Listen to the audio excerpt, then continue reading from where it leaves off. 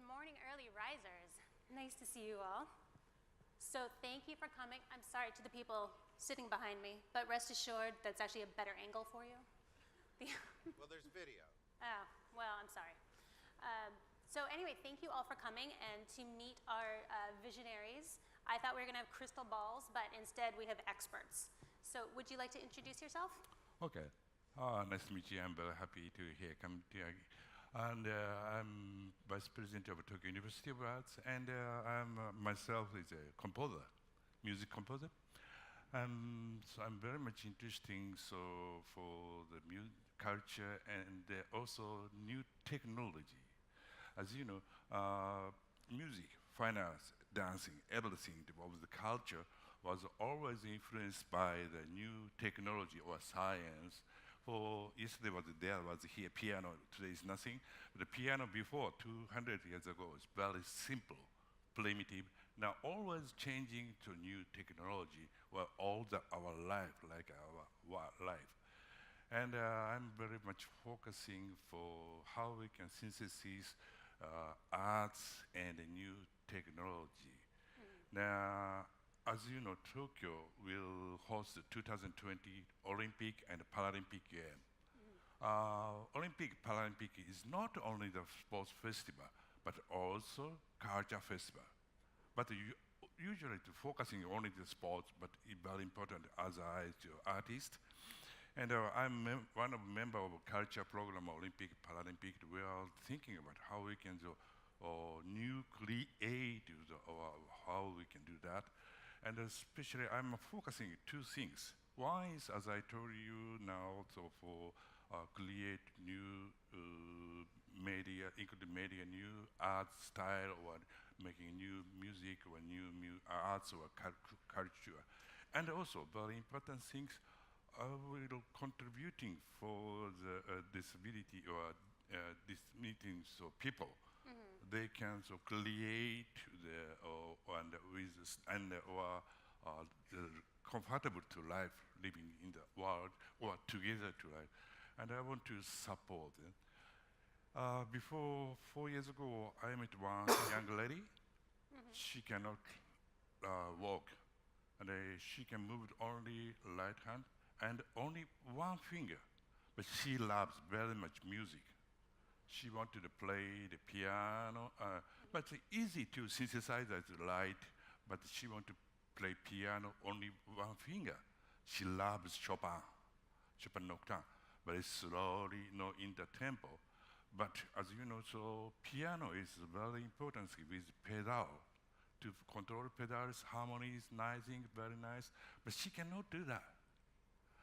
Now, I talked with a member of Yamaha Corporation, and we want to support, and we want to give him how his more beautiful music life to invite him.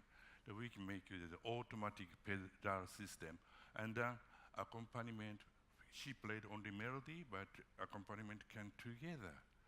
And her life is changing, more changing. She loves music, and such a things we want to play, so supporting more. And so one more thing, for the Olympic to the 2020 and beyond of the 2020, what we can do that. And we're thinking about how we can combine or influence AI and our music or our culture.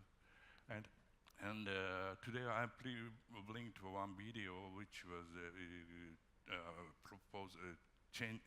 challenging with dance and contemporary dance with AI, and since usually dancer can perform always with music, but music's not changing, only accompaniment. The accompaniment, they follow the dancer follow the music. But now we are thinking about dancer can also leading the music.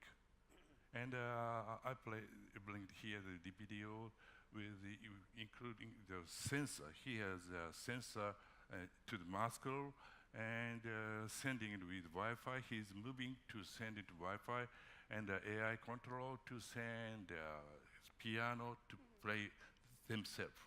Right. He's like a pianist. And it is. Do you have a video? Yes, please.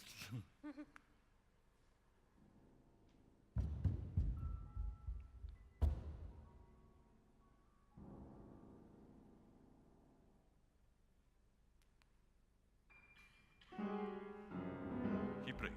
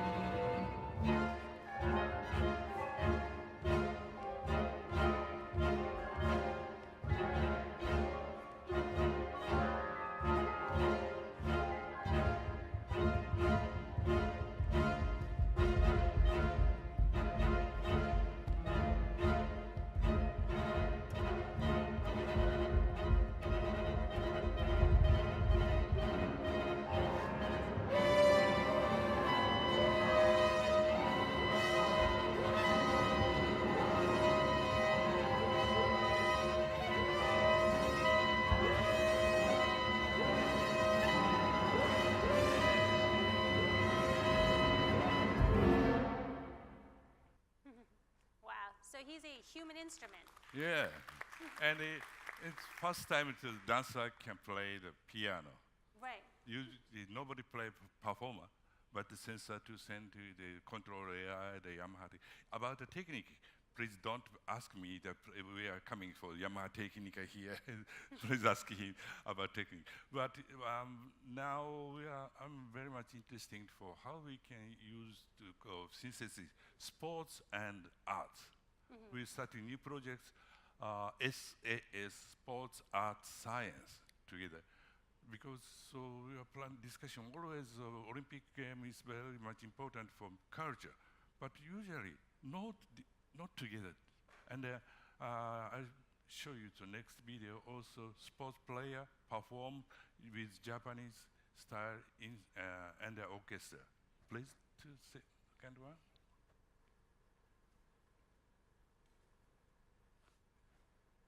Not coming? Do we have a second video? Maybe. Okay. Okay. Oh, Okay. It's a percussion, Japanese percussion. And sports, mat, floor sports.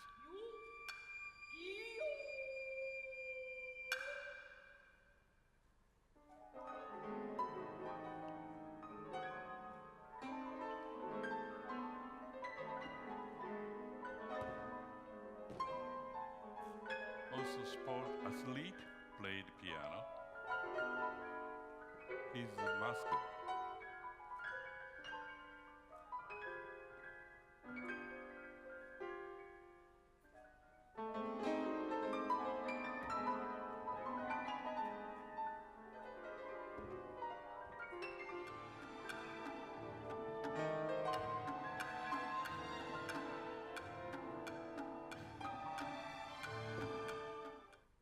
So, and first video, performed the dancer is Kaiji Moriyama, and ensemble is a member of Berlin Philharmonic Orchestra.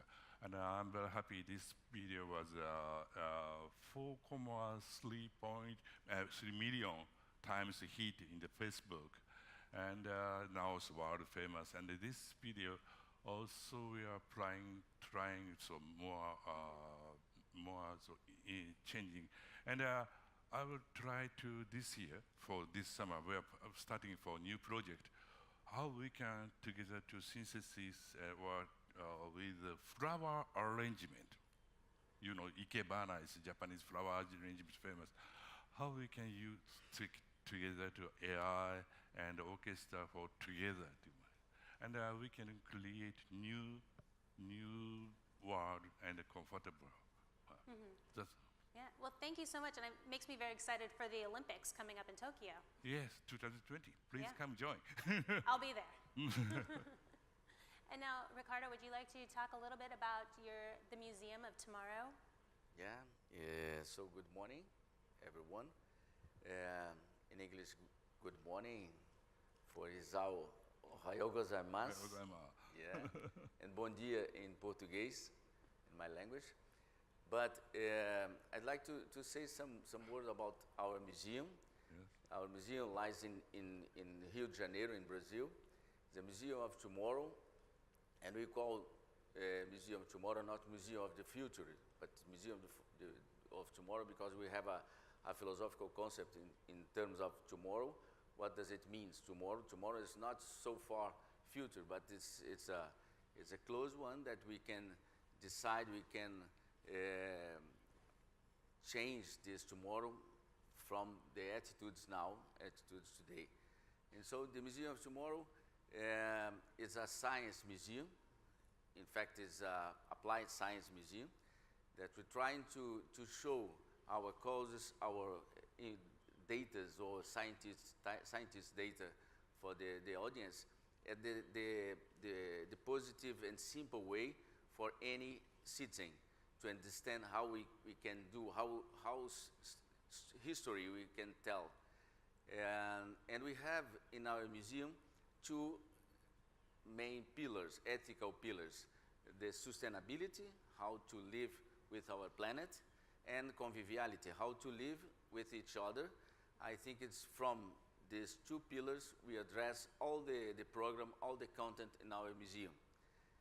And so we're trying to show by this museum how we interact, how we can change our lives from now on, change the attitudes in this point of view.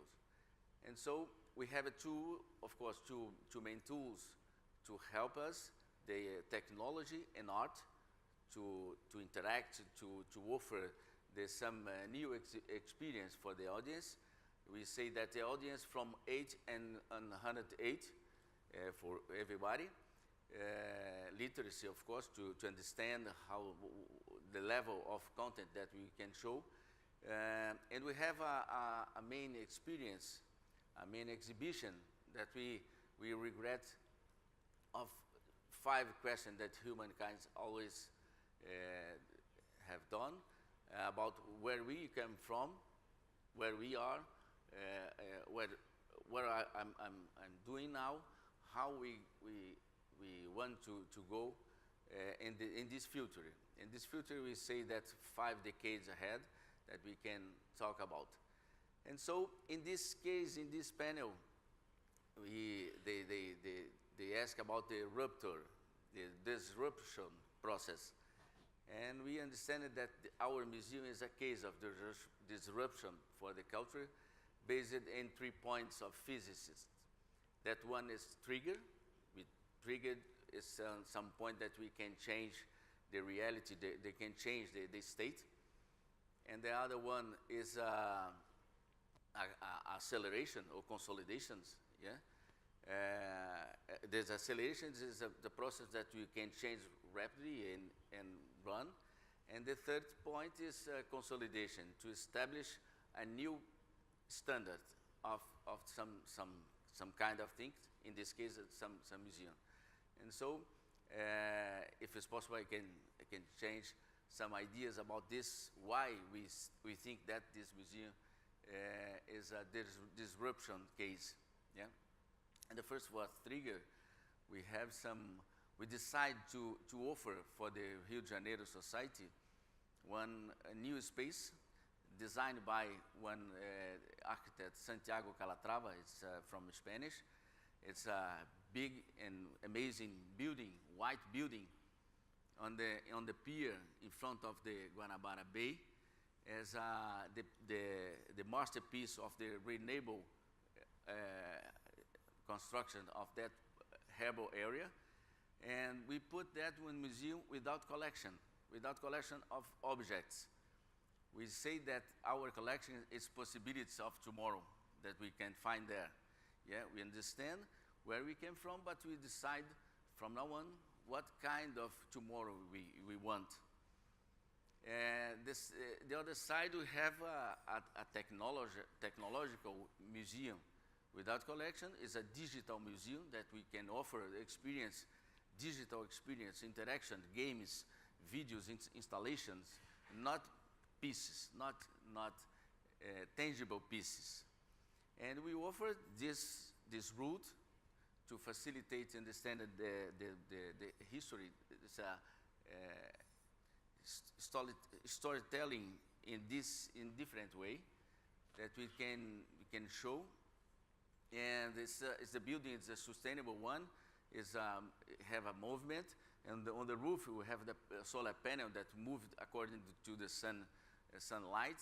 We catch water on the deep Guanabara Bay to the cooler system of the museum, and we have as a complex system of to automatically all the systems in museum, and so it's a new one to offer and to change their minds in terms of what kind of museum we talk about. Yeah? And the second point is consolidate. We have some datas. In our museum, we opened 2.5 years ago, and just the first weekend, we host more than 30,000 people in just 1 week. It's too much for us in Brazil. And the first year, and during the Olympic Games in Rio, we host more than 1.4 million a year. We planned to host just 500,000, 1.4 million. And we changed this standard of audience in museum in Brazil. And now we have more or less 3 million people, 3 million visitors there. But more than the number, we say that the quality of this number, because we host more than 40% of this audience is from poor people, the people who never have been in some museum before. And so this new audience, we can introduce the arts, the other kind of museum from the Museum of Tomorrow, or since the Museum of Tomorrow. And more than that, we have an audience development department that we check by the research some datas and up to date these datas, because we are a scientist museum of science that we check every day and put more than 300 datas that we update from the launch. And so we say that by the research, more than 90% declare that they want to change something in their lives. That is our main goal, what they want to show. And so we have now, as a tool, one digital assistance that everyone has when they buy the ticket to follow the visit, and we can show after that what's the parts they visit, what's they prefer, what's the answer, and we send by email the resume of the visits. And after that, we have a part of interaction by IBM Watson that asks for the visitor what the main concern, what they want to change.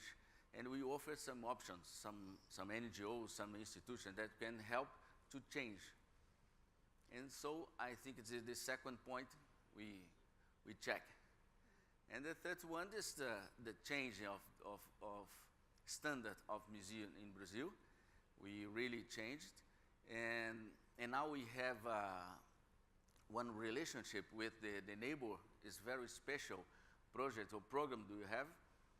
And we say that we ask excuse to be there, because the poor people around the hills, around the port area was be there before. And so we asked and we interact with these people to invite to visit the construction, and then to offer one big launch big event for them, for more than 4,000 people before the general audience. And now we have more than 3,000 neighbors with the card that visit everywhere, every time. And so this way we create the social assets, social value for the museum. And the other side, we interact with many museums, science museums throughout the world, and Science Museum in London is our partner for more than 2 years.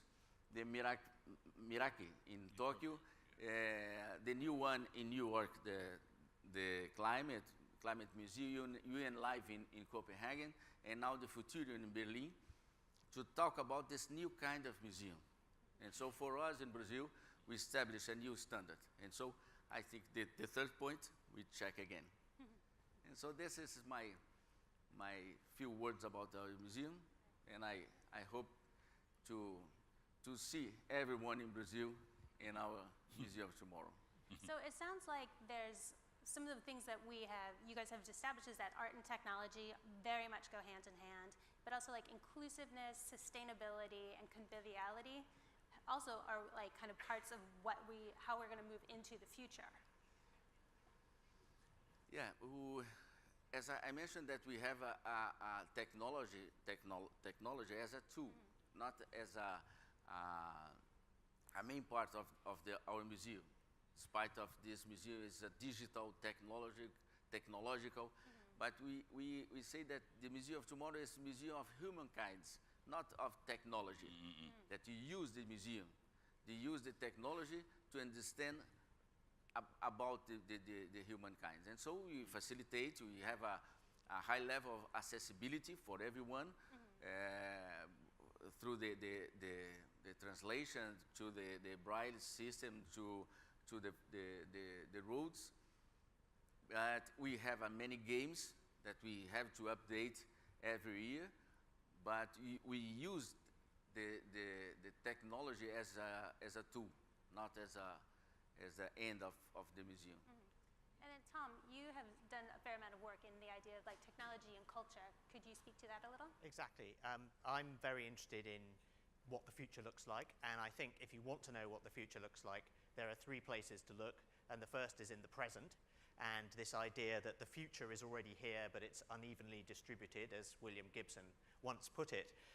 So I think if you want to see the future of any field, whether that's the future of culture or the future of anything else, future of medicine or transport or whatever, you need to find the edge cases, the pieces of the future that are here today. And we've heard some examples of that today, of these sort of futuristic museums that we're starting to see, which have data built right into them, the use of AI in art and so on. I think the second place to look is in the imagined futures of science fiction, because science fiction writers are really writing about the present, and they are taking ideas to their logical conclusion, and they've already figured out, I think, what the next evolution of computing looks like. That's something that the science fiction writers have been working on for a while. But the other reason it's a very good place to look is that a lot of the people who build the technology of tomorrow grew up watching science fiction and reading science fiction.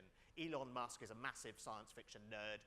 Jeff Bezos is he liked Star Trek so much that the Alexa talking assistant is basically the Star Trek computer.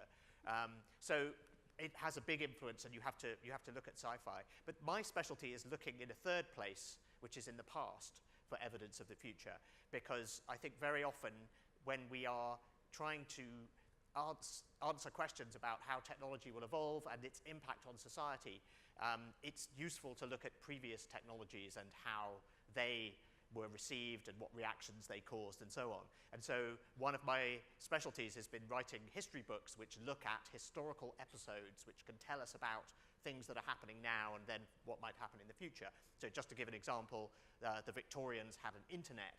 So if you look at the construction of the first telegraph network, all of the reactions that people had to it were very, very similar to what happened with the internet. There was cybercrime, and there was online weddings, and there were chat rooms, and so on and so on. So you can usefully understand what we're experiencing, and you can project it forward if you do that. So I think if you look at the field particularly of arts and culture, you've got these edge cases that we've already heard two very nice examples of, and AI seems to be a common theme here. You mentioned IBM Watson, and you were talking about the use of AI in music. But I think AI has really had a massive impact, even without us noticing, on the way we consume culture, just because of things like Spotify and its ability to recommend stuff to us, or the way that Netflix works.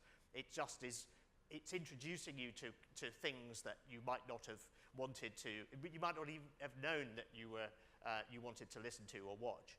And algorithms kind of get a bad rap at the moment, that they're bad and that they're making things worse. But I think there are some good algorithms that we should celebrate. I think if you look at sci-fi, what that suggests is that the next big shift in technology, which will drive the next big shift in the way that we consume arts and culture, is going to be immersive media, so VR and AR. We have some VR here, which you can go and experience, but I think AR is going to be a more significant technology. It's going to be the evolution beyond the smartphone for how we interact with information, because it will put the information into the world, and the whole world becomes the input and the output device. And we've already seen how mobile devices have changed the way that we consume media, but this will be another layer on top of that, and AI will be part of the interface, because it will be about gestures and speech and working out what you want before you realize that you want it. So those are the sorts of examples, and I think what history then tells us, if you look at the long history of media consumption, and this is something that I've looked at in some detail, back to the social media systems of the Roman Republic and this kind of thing, it's very clear that you get a new technology and people worry about it.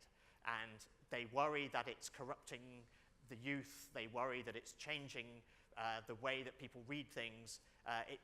They worry that people will read the wrong stuff, or they'll write the wrong stuff, or publish the wrong stuff. And this is an absolutely recurring theme throughout the history of media. So I'm sure it will happen again with VR. We haven't had a panic about VR yet, but I think we will have one in the next couple of years. And then there'll be another one about AR. But people panicked about lots of technologies in the past. They panicked about novels, because they were sort of, when novels first showed up and printing made them cheap enough for people to buy, there was this big worry in the 18th century that people were spending too long reading novels, and they weren't sort of talking to their friends, and they were sort of drifting off into another world. It's very similar to the criticism we hear about video games today. So I think history tells us that we are going to see technology introducing new kinds of media consumption and new kinds of media and new opportunities to create new forms of artistic expression. But we're also going to see a backlash against it. And I think we should just recognize that that's how we negotiate about the right and wrong uses of these technologies. Mm-hmm. And while they didn't provide us with crystal balls, I would love to hear each of you, if you could give us a sense of like what you think is coming in the future, like whether you think it's going to be more immersive or more focused on human interaction and less on technology. Let me encourage you to make these 1 minute each, so we can get a question or two from the audience. All right. So, I use AI, but very important is we are center is in the human.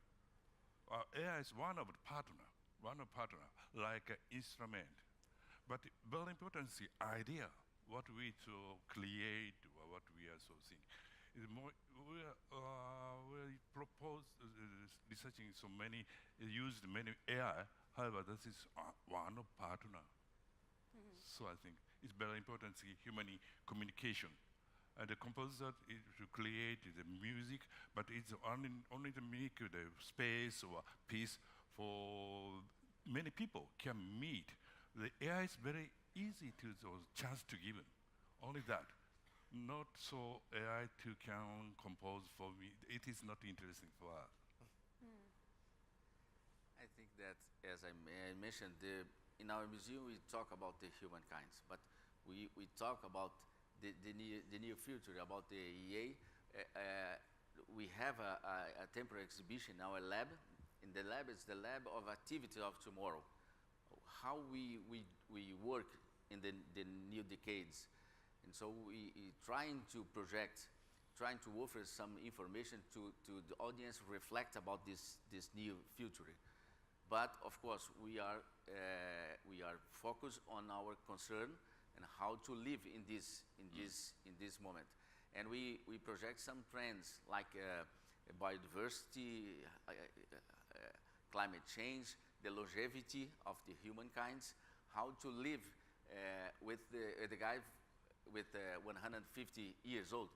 Yeah, from 100 years you have to change the career to make some new MBA, for example.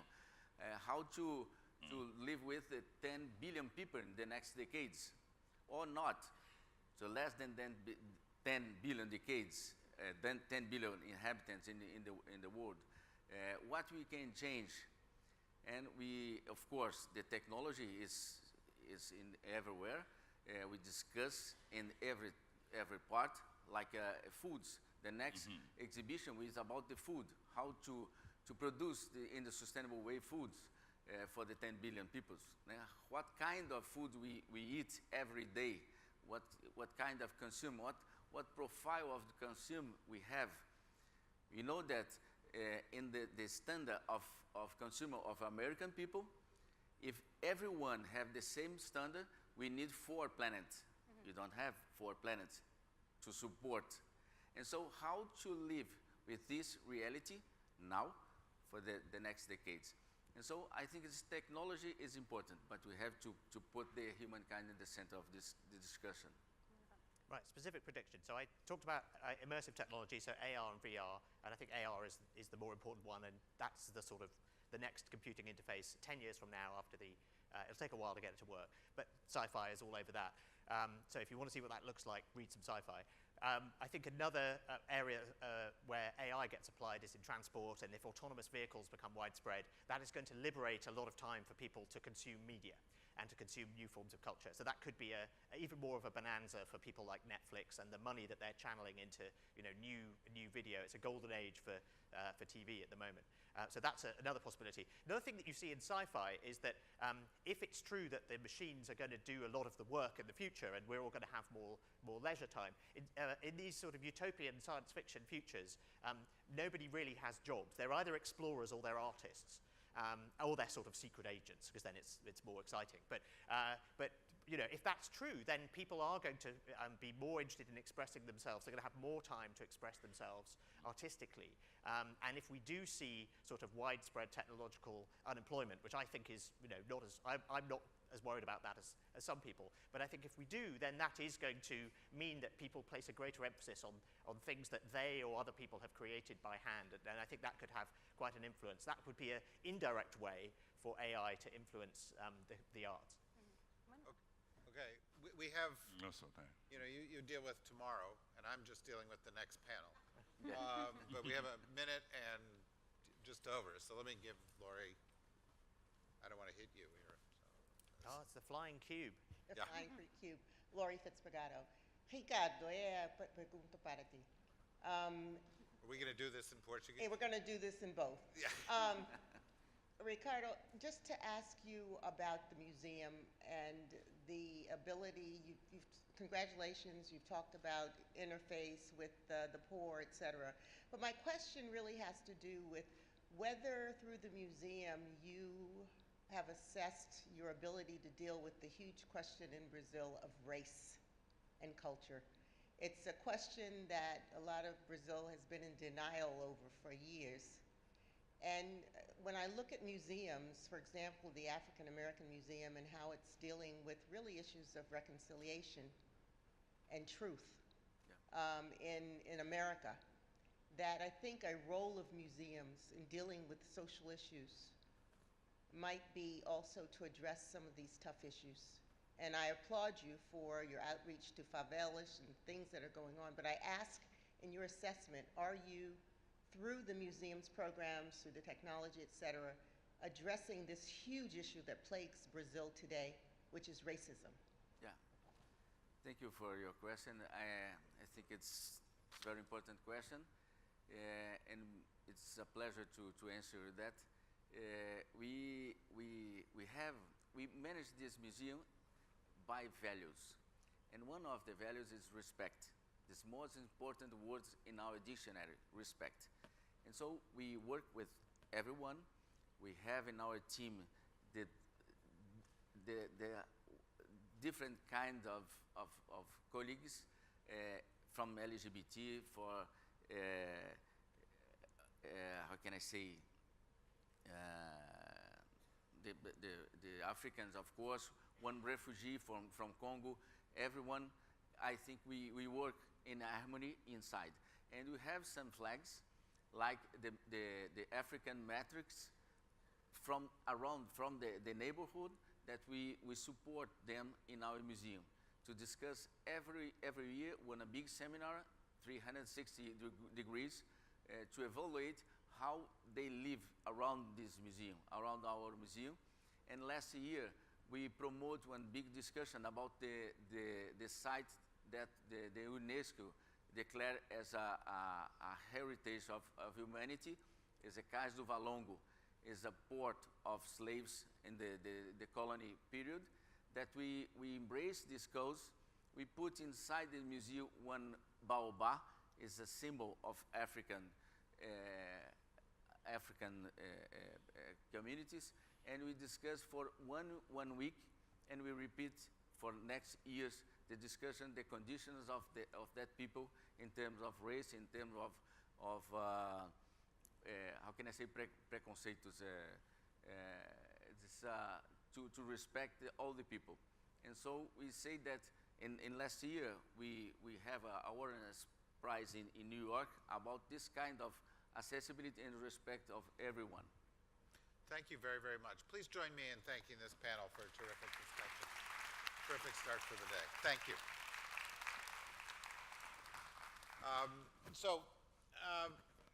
Please. And those of you who are cowering in the corners, please come and get some seat. I think we could talk about this stuff at great length. For example, the intersection of race and technology enters into other areas. So for example, as you move to a world where more decisions are made by artificial intelligence, and are there racial or are there gender biases in the AI, which is primarily written by men and primarily by white men? And so, if that's driving the decision, if that's driving the culture, do you actually institutionalize in new ways racial biases? And so I think it's a very interesting and provocative question.